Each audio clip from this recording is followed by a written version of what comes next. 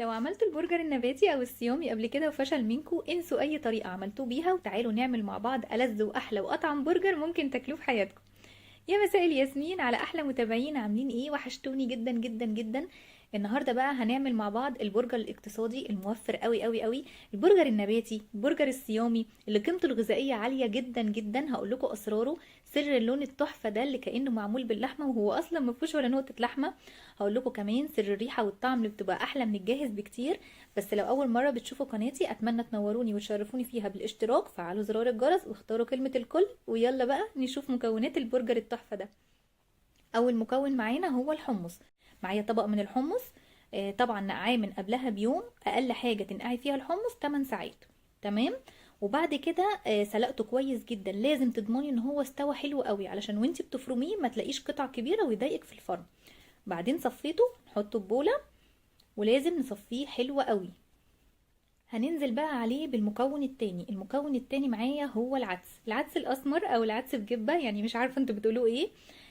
طبعا العدس مش بننقعه لان هو مش بياخد وقت كتير في السوا، احنا بس بنسلقه كويس جدا برضو ونضمن ان هو استوى ونصفيه حلو قوي. كمية العدس هي كمية الحمص، يعني بصوا ده الطبق اللي كان فيه الحمص وده الطبق اللي فيه العدس، الاتنين قد بعض بالظبط. يعني لو هتجيبوا ربع كيلو حمص، هاتوا ربع كيلو عدس. تمام.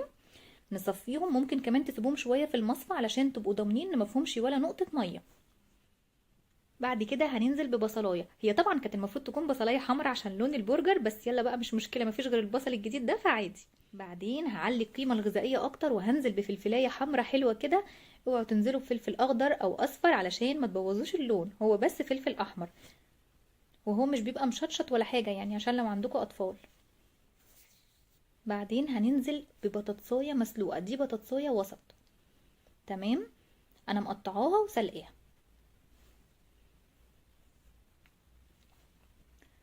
عايزه اقول لكم مكونات تحفه وكلها قيمه غذائيه عاليه. السر بقى في اللون التحفه، اللون اللحمه في البنجرايه دي، تخيلوا في البنجر. البنجر يا جماعه قيمته الغذائيه عاليه عاليه، رهيب رهيب. ومن مميزاته ان هو مش بيدي طعم قوي، يعني مش هتلاقوه يبوظ لكم الاكل ولا حاجه ابدا. هقول لكم على سر كمان، انا لما باجي اعمل عصير الفراوله لاولادي انا بحط لهم بنجرايه كده، بتخلي اللون رهيب، وفي نفس الوقت ببقى فرحانه قوي اني ضحكت عليهم واديتهم حاجه فيها قيمه غذائيه عاليه كده وهم مش واخدين بالهم. بجد دخلوه في اكلكم واكل ولادكم حلو قوي. ده بقى اللي هيدينا اللون التحفه. دي بنجرايه واحده انا سلقاها، لازم تسلقوها حلوه قوي قوي قوي. تمام. دي بقى يعني بصوا ده اول سر معانا. بصوا اصلا البنجرية عاملة ازاي، يعني شبه اللحمة بالظبط. فده كده اول سر اهو بقوله لكم بيخلي البرجر لون اللحمة بالظبط. الطبق ده او الوجبة دي بجد بجد يعني قيمتها الغذائية رهيبة. القيمة الغذائية مش بالفراخ ولا اللحمة، صحيح يا جماعة بجد. بعدين هننزل بالملح. بصوا ما تكتروش ملح وهقول لكم ليه دلوقتي. تابعوا معايا كده خطوة خطوة، هتعملوا احلى برجر مش هيفشل منكم ابدا. السر بقى التاني اللي هقوله لكم اللي هيخلي الريحه والطعم زي البرجر الجاهز بالظبط في الكيس ده. ده كيس خلطة البرجر، تقدروا تجيبوه من اي شركة، يعني مثلا ماجي، كنور، بيتباع في اي سوبر ماركت. طب لو ما لقيناهوش ولو ان هو متوفر، اي عطار اي عطار قولي له عايزة خلطة برجر. هنحط كيسين علشان نعزز الطعم قوي. لو كمية قليلة حطي كيس واحد. تمام. بس طبعا لو الكمية كتيرة لازم كيسين. عايزه اقول لكم بيدي ريحه وطعم فظاع زي البرجر الجاهز واحلى كمان. وده هيخلينا مش هنحط توابل كتير، يعني بصوا حاولوا ما تكتروش في التوابل خالص. هو بصراحه فيه كل التوابل. انا هنا معايا معلقه صغيره خالص من البصل البودر، انا بس بقوي الطعم مش اكتر. ومعلقه صغيره من الثوم البودر. وكمان هنزل بمعلقه صغيره بابريكا، ما تكتروش بابريكا لان البنجر يعني قايم بالواجب في اللون، فما تكتروش بابريكا. نص معلقه فلفل اسود. وكمان دي نص معلقه صغيره، ما تكتروش علشان ما يروحش في حته تانية خالص بطعمه.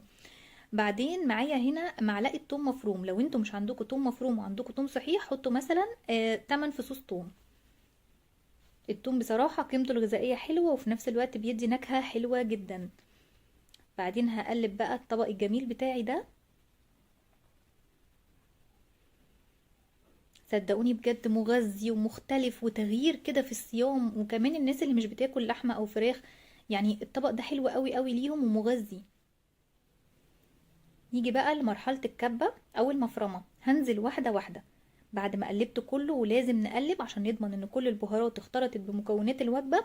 هنزل بقى واحدة واحدة، ما تنزلوش بالكمية كلها علشان هتلاقوا بقى تركز تحت كده ومش ما تفرمش كويس. ضروري برضو من ضمن التركات ان احنا نفرمه حلو قوي قوي قوي.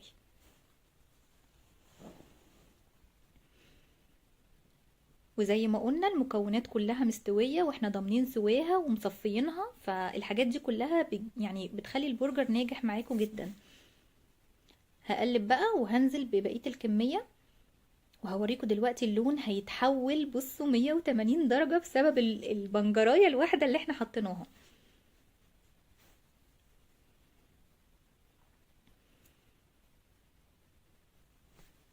حقيقي أكلة جميلة ومغذية ومختلفة. بصوا بقى، يعني مين يقدر يقول ان الطبق ده مش لحمة؟ يعني بصوا تحسوا ان هي لحمة مفرومة، تحسوا ان لا لحمة يا جماعة، مش ممكن دي مش لحمة.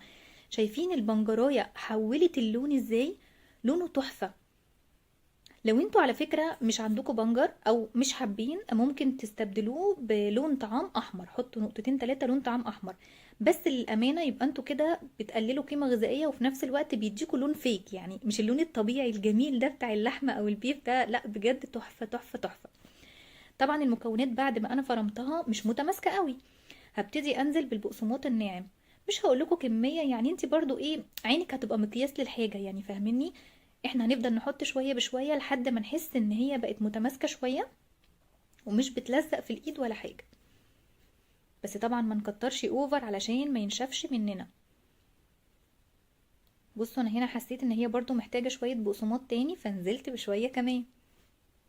وتابعوا معايا كمان هقول لكم على التركايه اللي هتخليه ما يفكش مننا في الزيت، لان في ناس كتير بتشتكي ان البرجر البيتي بيفك في الزيت.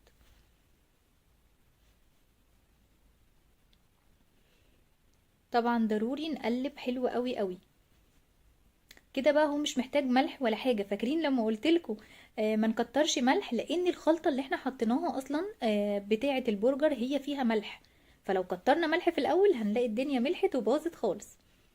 كده بقى تمام. بصوا بقى، ده القوام اللي انا عايزاه، مش بيلزق وماسك في نفسه كده وتحفه. شايفين؟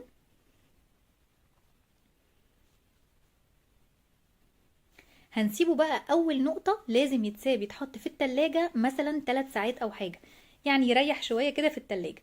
بعدين هبتدي ان انا اشكله. هشكله معاكم بطريقتين.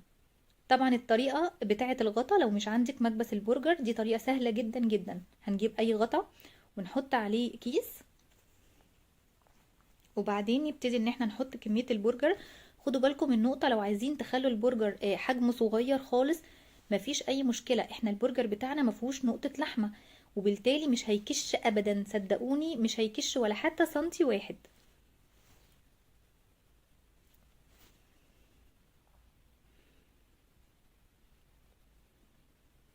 بصوا الطريقة دي سهلة ازاي. ناخد بالنا كمان السمك ما يبقاش كبير قوي.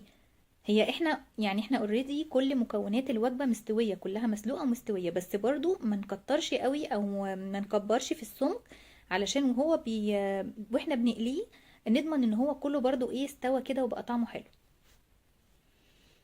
هنا بقى بمكبس البرجر، يعني انا عملت معاكم ده وده. اللي ما عندوش مكبس البرجر مفيش اي مشكلة، الغطا موجود. والمكبس ده بيتباع في اي مكان على فكرة، اي محل ادوات منزلية عادي جدا. شايفين اللي لونه غامق ده؟ على فكرة البنجر. بصوا تحفة، لون اللانشون، لون البيف، لون اللحمة، تحفة. الطاسة بتاعتي بقى، وهنزل بشوية زيت.